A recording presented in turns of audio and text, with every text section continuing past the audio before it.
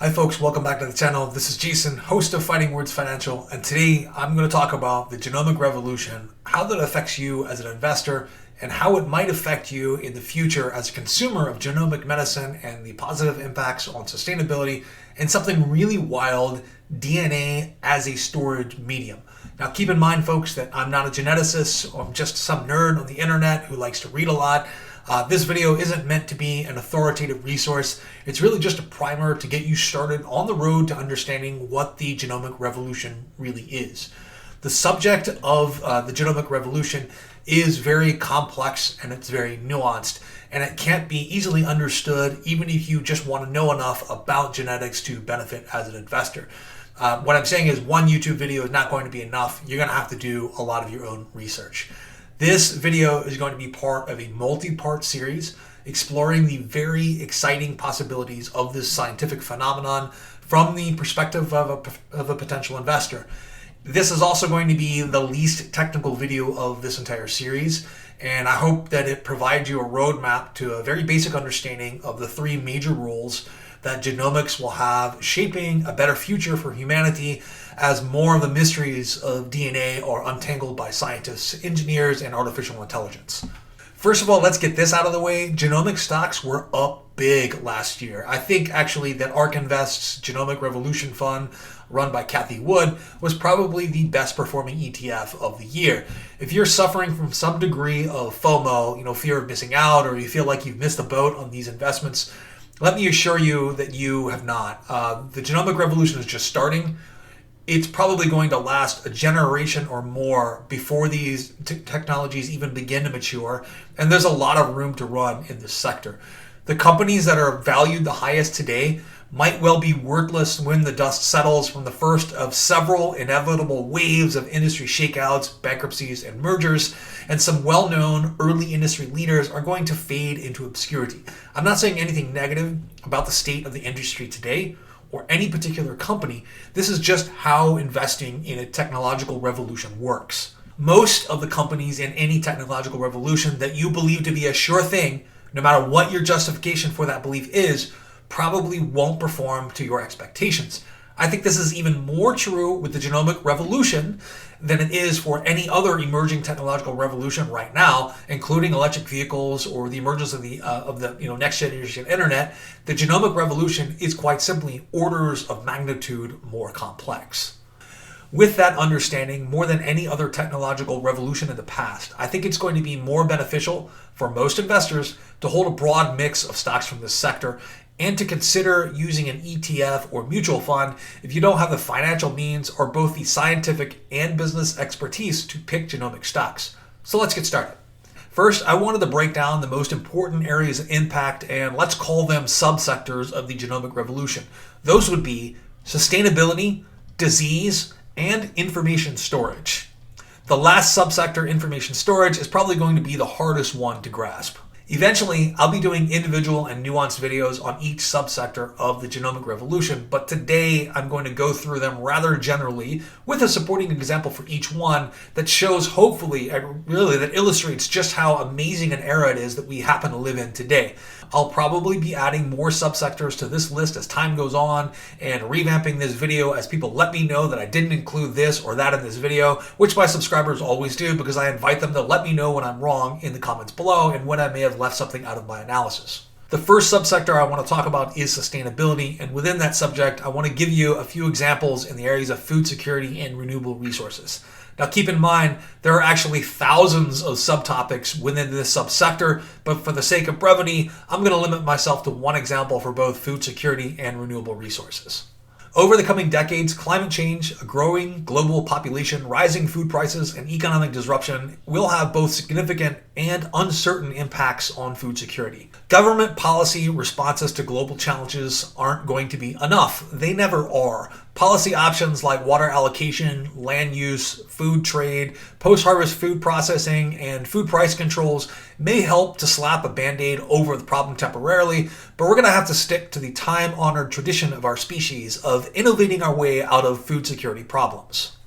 We're simply going to have to find a way of producing more calories and more nutrition-dense foods on the arable land we have, and to find new ways to sustainably farm on lands that aren't currently considered farmable. Fortunately, innovation is something that we humans are good at, very good at. Humans have been manipulating the genomes of food found in the wild to suit our needs for thousands of years, both consciously and subconsciously through a process of artificial selection. We selected specific ancestors of the wild progenitors of all of our modern staple crops based on specific characteristics that suit humans. Mostly, those characteristics were size, uniformity, and the ease of harvest. As you can imagine, this artificial selection process doesn't select for the genes that make the plant hardier, more disease resistant, or make the resulting food more nutritious and calorie dense. There's a lot of room for improvement even with some of our oldest crops. Corn and bananas are probably some of the best and most commonly used examples because of these stark changes in appearance between the wild progenitors and their modern domesticated forms. The next couple of images are pictures of wild bananas. If you notice, they're just absolutely full of large, black, inedible seeds. The flesh is tasty enough, not as tasty as modern fruits, and the fruit is highly nutritious, but eating these bananas is difficult and time-consuming, and you don't actually get that much caloric yield from a wild banana tree. Scientists are actually desperately searching for new wild varieties of bananas all over the planet right now. While there's a pretty large difference in physical appearance and nutrition between the wild bananas and their domesticated counterparts, there's actually something else going on here. The grocery store banana that we all know and love, the Cavendish banana, is actually in danger of extinction. It's being threatened by a form of fungus called Panama disease, which has already wiped out several historical varieties of banana that you used to find in grocery stores. Those are actually tastier than the modern Cavendish, and I'm really thinking of the Gros Michel banana, which was popular back in the 1950s. When growers started to lose the Gros Michel to this disease in the 1950s, they were desperate to find a solution. The world's banana farmers turned to the Cavendish banana because it was resistant to the disease. And importantly, it fit those human needs we talked about earlier. They were large, uniform, and post-harvest they could stay green for several weeks, meaning that they were ideal for shipments from the Caribbean to Europe. Cavendish trees also had a high yield rate, and it looked great in stores. Plus, the big multinational fruit companies had no other disease-resistant variety available that could be made ready easily for mass transport. The entire banana industry essentially made the switch, and Panama disease faded into obscurity for a little while.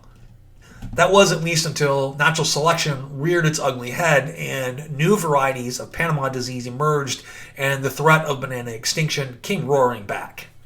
So presently, scientists are desperately searching for wild varieties of banana that are hardier and more resistant to this disease.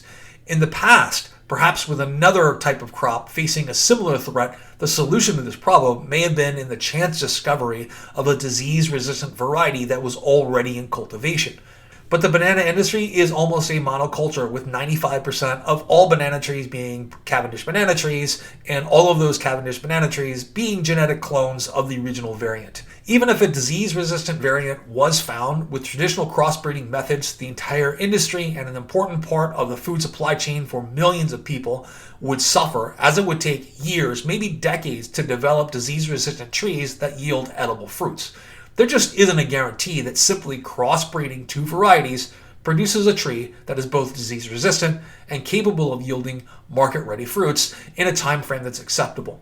It might actually be far easier to find a variety of banana in the wild that's resistant to Panama disease, to identify the genes responsible for the resistance, and transfer them to existing Cavendish trees. Is this possible with today's technology? You bet. This is no longer the stuff of science fiction. The CRISPR-Cas9 gene editing system has been successfully applied in many plant species to insert a gene from another plant species. These include many crop species like rice, sorghum, wheat, maize, soybean, tomato, apple, and already in bananas. If you are not familiar with golden rice, which is a nutrient-enhanced rice that's sold all over the world, you should probably look that up. This type of rice was enhanced using gene editing. I'd like to move on now, and let's talk about how gene editing relates to renewable resources. Gene editing is a climate change solution. Gene editing is a renewable energy solution, and gene editing is a solution to conflicts over energy. One pretty extreme example among the many new technologies being developed on the back of gene editing is increasing production of second and third generation biofuels. These are fuels that are made from non-food biomass such as microalgae, switchgrass, biomass sorghum, and leftover corn cobs. That would lessen our reliance on burning fossil fuels, which contributes to climate change and global conflict. Genetically engineered microalgae has emerged as a solution for human nutrition, biofertilizer, pharmaceuticals, cosmetics, and perhaps most importantly, biofuel and bioplastics production. Triacylglycerol is the primary form of energy storage in microalgae cells, and it can make up to 60 to 70% of the dry weight of the cell.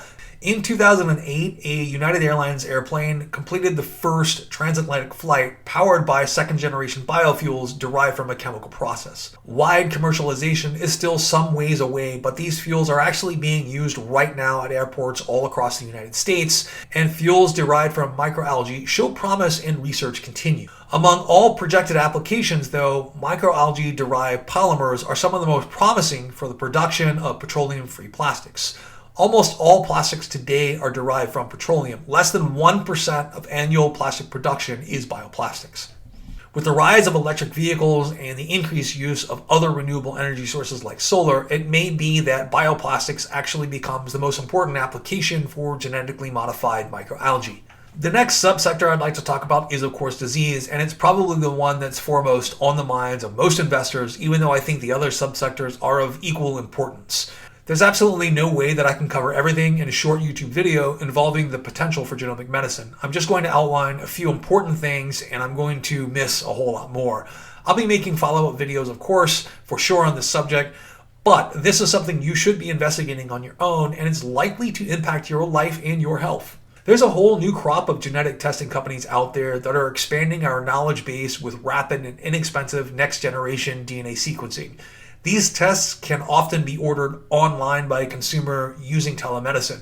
Most of these companies also employ genetic counselors who can help patients interpret their results and their risks. Next-generation DNA sequencing examines the human genome and exome. The genome is the complete set of DNA that makes up a person. The exome comprises about 2% of that, an estimated 20 to 25,000 genes that code for proteins. Many diseases stem from proteins that have been coded improperly, and exome sequencing has proven to be an effective way of diagnosing some of these rare genetic diseases. Cancer is the most common human genetic disease. The transition from normal cell to malignant cancer is driven by mistakes or mutations in the cell's DNA. Not all cancers are caused by inherited genetic mutations. They play a major role in about 5 to 10% of all cancers, and researchers have associated mutations in specific genes with more than 50 hereditary cancer syndromes. Environment and lifestyle choices also play an important role in cancer development, and genomic medicine will help us to understand how those lifestyle choices and environmental conditions result in specific mutations that cause cancer. Drilling down further, even with different types of cancers, there are actually significant genetic variations. Next-generation sequencing and genomic medicine brought into the mainstream medical practice could lead to an era of precision medicine in which treatments for cancerous tumors are actually tailored for the genetic mutations of that particular tumor. And it doesn't end there, folks. There are over 6,000 known genetic disorders, and new genetic disorders are constantly being described in medical literature. Only about 10% of those disorders are treatable today. Around 1 in 50 people are affected by a known single gene disorder known as a monogenic disorder. No one has any idea how many people are affected by polygenic disorders, meaning that it's something that affects health that is likely associated with the effects of multiple genes, lifestyle choices, and environmental factors. Around 65% of people have some sort of health problem associated with a congenital genetic mutation. And due to the fact that there are so many genetic disorders, over 6,000, approximately 1 in 21 people are affected by a genetic disorder that is classified as rare. So any one genetic disorder by itself may be classified as rare because there's so many of them, but genetic disorders themselves are not rare at all. I've said this before and I'll say it again, the human genome is nowhere near perfect. To put things in terms that are easily understood, we can compare our DNA to a computer's operating system. The The human genome, it's the biological equivalent of a computer operating system that is coded more like Windows 95 with 30 years of random Microsoft updates delivered in the form of computer viruses. Now, don't take my word for it, folks. Start studying this fascinating subject yourself, and you'll see that I'm actually not exaggerating at all when I say software update by virus. Just wait till you learn about something called human endogenous retroviruses. You see, not all of the DNA in our human genome is strictly human. It's long been known that around 8% of the human genome consists of remnants of ancient viruses that are integrated into our human DNA. And another 40% is made up of repetitive strings of nucleotides that are also thought to have originated from viruses. The human genome is a mess of data, 3 billion base pairs long and spread out over 23 pairs of chromosomes, each chromosome having hundreds to thousands of discrete sets of instructions called genes. There may actually be a total of somewhere around 30,000 genes in the human genome, seemingly randomly constructed with interactions that are so complex that no human can ever hope to make sense of them in a single lifetime. At least not without the aid of computers and increasingly artificial intelligence. And that, my friends, is really the key to the entire genomic revolution. The future of genomic medicine will rely on artificial intelligence because the human genome is simply far too complex for humans to understand. I'm going to be making follow-up videos on several aspects of the medical side of the impacts of genomics in the near future. I just wanted to introduce you folks to some basic concepts today and give you an idea of how much promise there is for this field of study and how much more we have to learn. So the last concept I'd like to talk about is an extremely important concept and one that's very difficult to understand, but it's how DNA functions as an information storage medium. Every minute, Google conducts millions of searches, and people watch millions of videos on YouTube and send hundreds of millions of emails, millions of tweets, and post millions of photos to social media platforms. By 2020, an estimated 1.7 megabytes of data will be created per second per person globally, which translates to about 418 zettabytes in a single year, or about 418 billion 1 terabyte hard drives worth of data. Assuming a world population of 7.8 billion and predicted growth rates, the magnetic or optical data storage system that currently holds this information in a volume of zeros and ones really can't last more than a century. Furthermore, running these data centers takes huge amounts of energy. In short, we're about to have a serious data storage problem.